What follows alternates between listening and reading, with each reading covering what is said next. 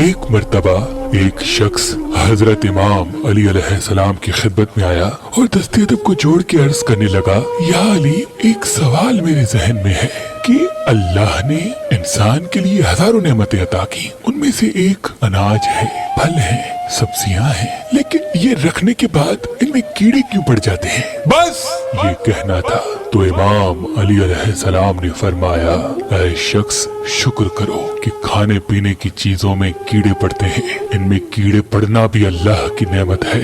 उसने कहा, या अली, अनाज में कीड़े पड़ना अल्लाह की नेमत, वो कैसे? तो इमाम अली अलैहिस्सलाम ने फरमाया, ऐ शख्स, अगर खाने पीने की चीजों में कीड़े न पड़ते तो ये ताजिर अमीर लोग जिस तरह से सोना चांदी अपने खजानों में जमा करते हैं, वैसे ही अनाज, सब्जियां, मेवे अपने खजानों में जमा करते रहते।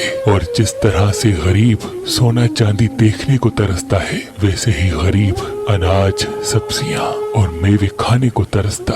तभी अल्लाह ने अनाज के वजूद में कीड़े पैदा कर दिए ताकि कोई भी खाने पीने की चीजों को ज़ख़ीरा न कर सके। खाने